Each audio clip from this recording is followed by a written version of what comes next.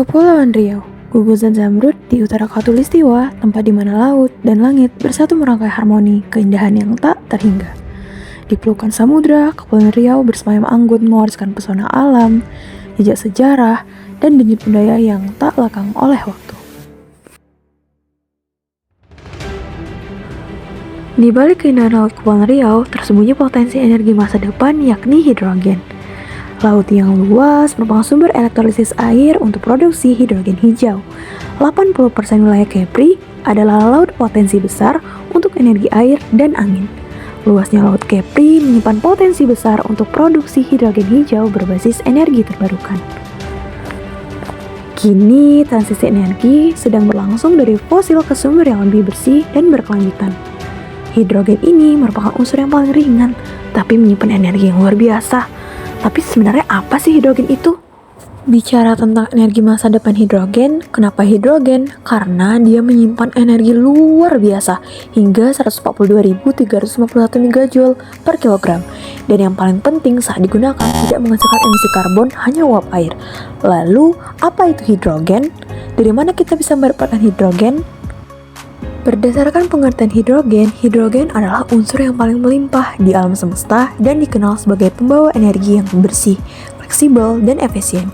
Ia dapat digunakan dalam berbagai sektor seperti transportasi, industri, dan kelistrikan, serta tidak menghasilkan emisi karbon ketika digunakan sebagai bahan bakar. Lalu, sifat dan bentuk hidrogen. Kira-kira bagaimana ya sifat dan bentuk hidrogen? Yang pertama, sifat hidrogen atau H2 adalah gas tidak berwarna, tidak berbau, dan sangat ringan. Ia bersifat mudah terbakar dan membentuk campuran eksplosif dengan udara. Di alam, hidrogen biasanya tidak ditemukan dalam bentuk bebas karena reaktif, melainkan sebagai senyawa seperti H2O atau air. Sedangkan bentuk hidrogen ditemukan dalam bentuk gas H2 dan untuk keperluan industri sering diproduksi melalui proses seperti steam forming gas alam, elektrolisis air, serta proses biologis menggunakan mikroorganisme. Nah, lalu bagaimana ya kita bisa mendapatkan hidrogen? Nah, pada pembahasan kali ini kita akan membahas sumber hidrogen dari beberapa metode yang akan dibahas. Yuk, kita simak! Nah, sebelum membahas elektrolisis, kita harus tahu dulu pengertian hidrogen hijau.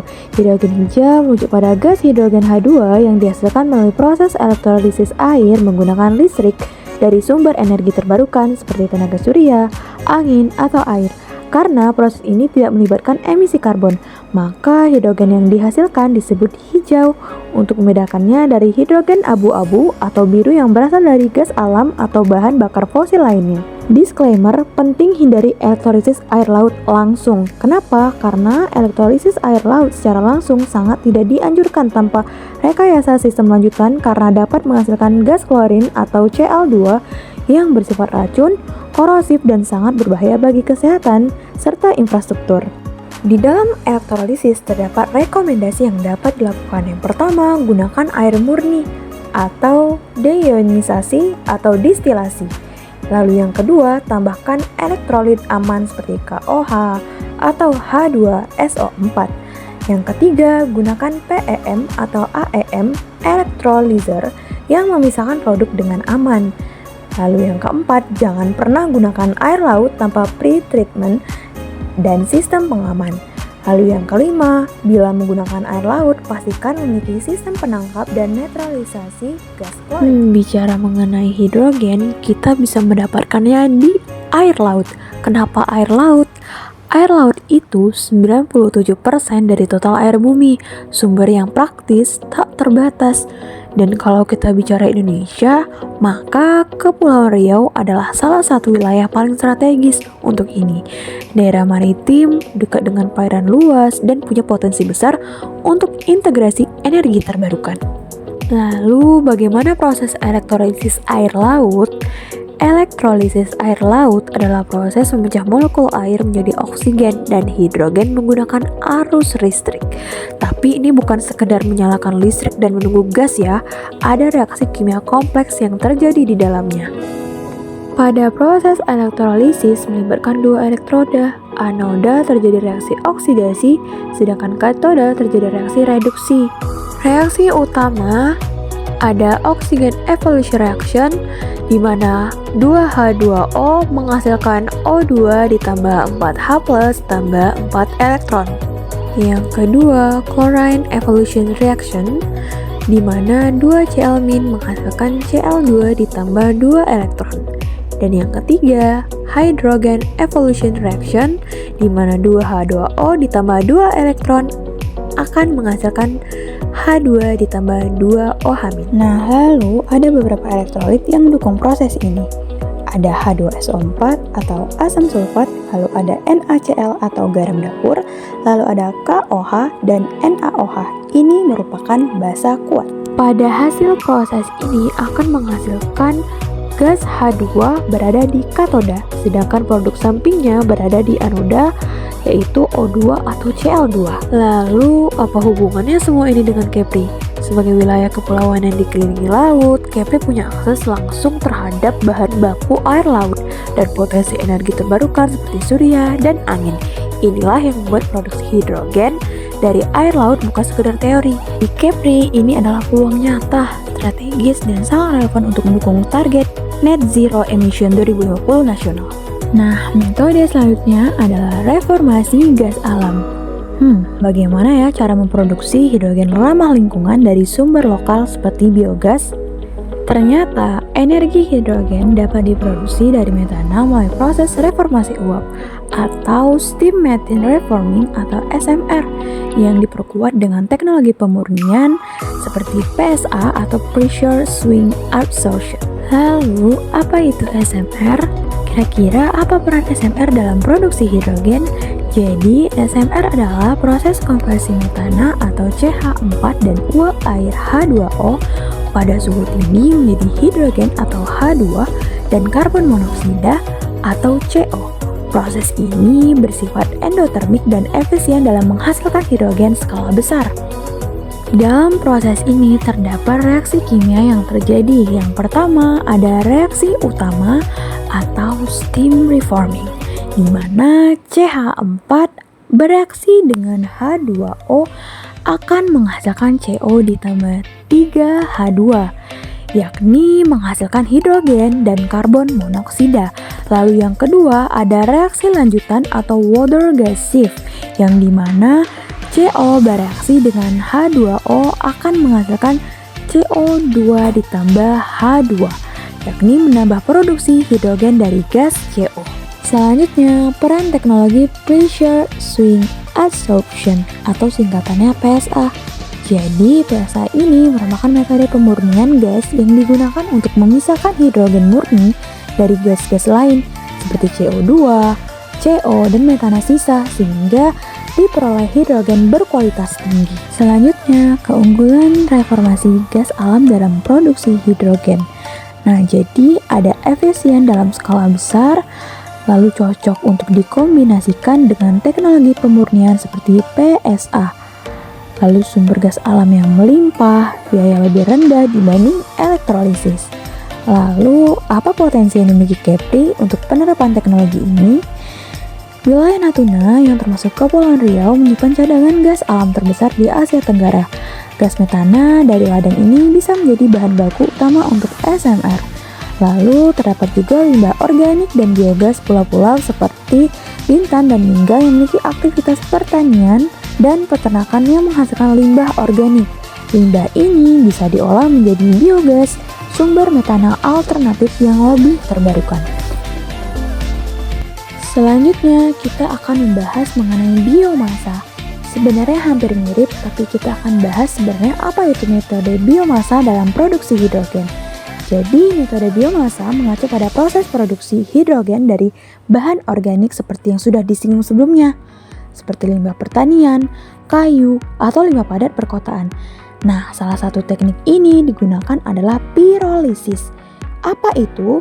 Yaitu pemanasan biomasa tanpa oksigen yang akan menghasilkan gas hidrogen, syngas, bio-oil, dan arang. Lalu bagaimana ya proses pirolisis menghasilkan hidrogen? Proses ini itu terdiri dari 3 tahap utama. Yang pertama ada dekomposisi termal, terdiri dari selulosa, hemiselulosa, dan lignin dalam biomasa dipecah menjadi senyawa volatil. Lalu yang kedua ada reaksi sekunder senyawa gas CO dan CH4 mengalami reaksi seperti steam reforming seperti yang sudah dibahas sebelumnya dan water gas shift. Namun perbedaannya di sini terdapat gasifikasi char. Residu arang bereaksi dengan uap air menghasilkan gas kaya hidrogen. Yang dimana reaksi sekunder ini yang steam reforming itu ada CH4 bereaksi dengan H2O akan menghasilkan CO ditambah 3H2. Lalu ada water gas shift di mana CO bereaksi dengan H2O akan menghasilkan CO2 ditambah H2. Lalu yang ketiga, gasifikasi char, yaitu karbon bereaksi dengan H2O akan menghasilkan CO ditambah H2. Lalu, apa hasil utama dari metode ini? Jadi, hasil produksinya yaitu menghasilkan hidrogen hingga 35% dari total gas jika dilakukan pada suhu optimal 700-800 Celcius. Selain itu, menghasilkan syngas yang bisa dimanfaatkan untuk energi serta bio-oil dan arang sebagai produk sampingnya. Lalu, apakah Kepulauan Riau cocok untuk teknologi ini?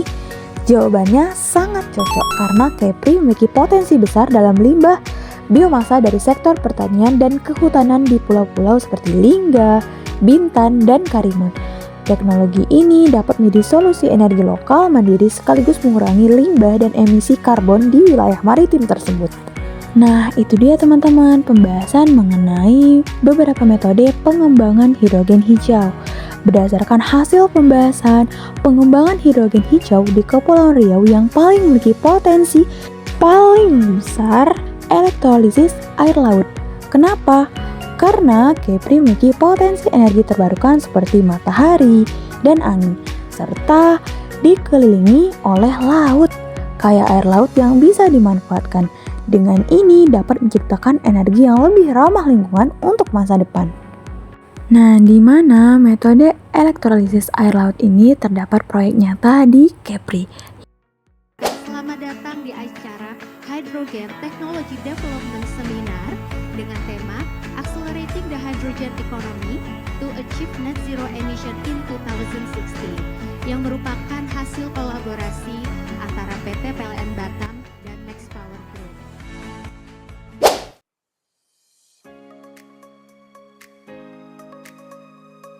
Nah, selanjutnya kita akan bahas nih, apa saja keunggulan hidrogen di Kepulauan Riau. Nah, keunggulan yang pertama, di mana hidrogen menjadi solusi energi masa depan di Kepulauan Riau. Karena energinya mendukung transisi energi yang bersih dan berkelanjutan. Lalu, kalau berdasarkan geografis Kepulauan Riau sendiri, Kepri terletak di kawasan tropis dengan intensitas matahari tinggi sepanjang tahun, serta memiliki kecepatan angin yang stabil, terutama di wilayah pesisir. Hal inilah yang menjadikannya lokasi ideal untuk pengembangan pembangkit listrik tenaga surya dan angin yang dapat digunakan untuk menggerakkan proses elektrolisis air menjadi hidrogen hijau. Lalu, seberapa besar potensi energi matahari dan angin di Kepri? Menurut studi energi terbarukan nasional, Kepri memiliki potensi tenaga surya sekitar 4,5 sampai 5,5 kWh per meter persegi per hari. Dan potensi angin laut yang cukup untuk mengoperasikan turbin kecil hingga menengah. Dengan potensi ini, Kepri bisa menghasilkan listrik cukup untuk mengoperasikan elektroliser berskala industri bahkan untuk keperluan ekspor hidrogen. Bagaimana posisi strategis Kepri mendukung distribusi dan penggunaan hidrogen? Nah, Kepri berada di jalur pelayaran internasional tersibuk antara Selat Malaka dan Laut Cina Selatan, dekat dengan pusat industri Singapura serta Malaysia. Hal ini membuka peluang besar untuk mengembangkan ekosistem logistik laut berbasis hidrogen, seperti kapal hidrogen, sistem pengisian bahan bakar, dan pelabuhan hijau. Lalu, apa saja peluang pemanfaatan hidrogen di sekitar maritim dan logistik? Hidrogen dapat digunakan sebagai bahan bakar alternatif untuk kapal laut, menggantikan bahan bakar fosil. Di masa depan, pelabuhan-pelabuhan di Kepri bisa menjadi hub pengisian bahan bakar hidrogen bagi kapal kargo, kapal penumpang, dan kapal feri regional. Hal ini akan menjadikan Kepri sebagai pionir dalam maritim hijau di Asia Tenggara. Lalu, bagaimana pengembangan hidrogen bisa menciptakan lapangan kerja di Kepri? Proyek energi hidrogen membutuhkan banyak tenaga kerja, mulai dari pembangunan infrastruktur seperti panel surya, turbin angin, elektroliser, fasilitas penyimpanan, hingga operasi dan pemeliharaan. Selain itu, akan tumbuh industri turunan seperti manufaktur komponen, pelatihan tenaga ahli, hingga penelitian energi. Nah, lalu apa dampak ekonomi dari pengembangan hidrogen hijau di Kepri? Nah, selain menciptakan lapangan kerja, proyek ini itu akan mendorong diversifikasi ekonomi daerah, mengurangi ketergantungan pada sektor konvensional seperti perikanan dan pertambangan. Kepri dapat menarik investasi asing dari sektor energi serta menjadi pusat ekspor hidrogen ke negara-negara maju yang telah mengadopsi hidrogen sebagai bagian dari bauran energi nasional mereka. Nah, selanjutnya kita akan membahas nih apa saja tantangan dan solusi pengembangan hidrogen di Kepulauan Riau. Berikutnya itu ada tantangan. Tantangan yang pertama ialah biaya produksi masih tinggi. Jadi, biaya produksi hidrogen hijau di Indonesia masih 3 kali lebih mahal dibandingkan bahan bakar konvensional, terutama karena investasi awal pada sistem elektrolisis dan infrastruktur yang mahal. Kemudian, tantangan yang kedua yaitu teknologi belum merata dan terjangkau. Nah, berdasarkan hasil riset yang ada menunjukkan bahwa daerah kepulauan seperti Kepri belum memiliki akses luas terhadap teknologi hidrogen terutama dalam hal penyimpanan dan distribusi. Jadi, dengan tantangan yang ada, kira-kira ada nggak ya solusi yang tepat? Jawabannya ada. Jadi, berikut ini adalah solusi dan contoh nyata yang ada di Kepri. Solusi dan contoh nyata di Kepri yang pertama itu adalah kolaborasi riset dan inovasi. Seperti Universitas Maritim Raja Ali Haji telah menjalin kemitraan dengan lembaga riset nasional untuk mengevaluasi potensi energi angin dan surya dalam hidrogen hijau di kawasan pesisir Kepri. Dan yang kedua yaitu investasi teknologi dan infrastruktur, seperti PLN melalui proyek pilot di Tanjung Balai Karimun berencana mengembangkan hybrid system, yaitu PLTS yang bekerja sama secara sinergis dengan hidrogen untuk menjawab kebutuhan energi bersih daerah terpencil. Dan yang ketiga yaitu dukungan dan kebijakan pemerintah daerah, seperti pemerintah Kepri mulai memasukkan energi baru terbarukan ke dalam rencana umum energi daerah dan menjajaki kerjasama dengan investor dari Singapura untuk pembentukan pelabuhan hijau berbasis hidrogen di Batam. Nah, itu dia beberapa hasil pembahasan yang dapat kami sampaikan berdasarkan review dari beberapa artikel jurnal. Semoga ilmu ini bermanfaat. Terima kasih yang sudah menonton.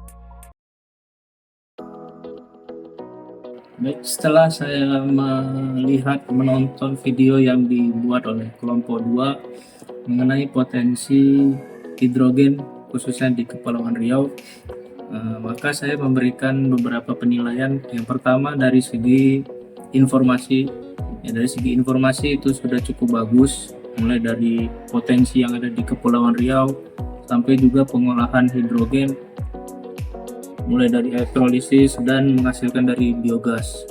Kemudian untuk saran dan kritik yang akan saya berikan, yang pertama mulai dari materi. Kelompok 2 lebih harus menjelaskan mengenai hidrogen hijau itu apa sendiri maknanya. Kemudian yang kedua, mungkin di beberapa jurnal sudah ada beberapa yang jurnal membahas mengenai elektrolisis air laut. tapi perlu dibahas juga apa dampak jika elektrolisis air laut itu langsung dilakukan, apakah merusak elektroda seperti itu. Nah, kemudian dari segi tampilan video mungkin bisa lebih diperbaiki, saran bahwa lebih ada hubungan antara yang disajikan dengan gambar backgroundnya seperti itu. Kemudian tidak mengulang beberapa gambar yang ada di beberapa adegan, itu diulang beberapa gambar, mungkin dari segi tinjauan penonton agak lebih jenuh. Ya mungkin itu, tetap semangat pada kelompok 2, semoga hasil kedepannya lebih bagus lagi. Terima kasih.